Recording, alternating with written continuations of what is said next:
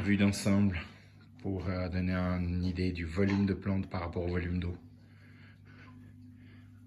Un gigantesque massif de Cryptocoryne Wendy Brown qui ont déménagé dans plusieurs bacs depuis plus de 10 ans.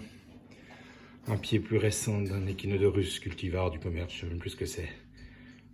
Petit ours ou quelque chose comme ça. L'idée c'est d'avoir des grandes feuilles pleines de petites algues comme ça.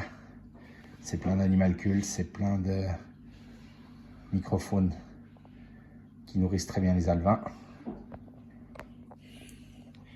Un immense bosquet de Vallisnerie spiralis standard qui sont très denses et qui ont le mérite de recouvrir la surface, créant des zones anaérobies, ou alors il faut un peu surveiller qu'il n'y ait pas de cyanobactéries qui se développent, mais par contre très propice à développer plein d'infusoires avec des lentillos, lemna minor, qui peuvent pas se développer beaucoup parce que déjà je les écume une fois par semaine, mais qui en plus sont coincés dans les feuilles des Vallisneries et du coup ça crée plein de zones microfaune, microflore.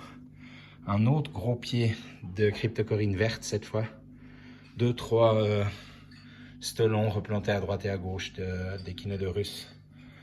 Un Echinodorus très moche qui ressemble absolument à rien, tellement il est plein d'algues. Mais une nouvelle fois, c'est plein d'infusoires, ça fait des caches très efficaces.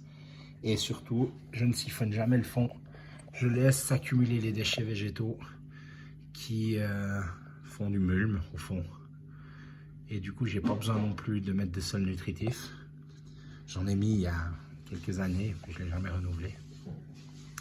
Puis une fois, l'objectif, c'est pas d'avoir des plantes magnifiques, c'est d'avoir des plantes vivantes, avec plein de faune, de flore et de cachettes pour les alevins. 2 rampes d'éclairage assez puissantes en T5, en LED, pardon, mais équivalent T5. Bon, celui-là, il est éteint. Des tubes standards. 2 et 1 M Pro 4, un à droite, un à gauche. Et puis c'est tout. Ça tourne tout seul.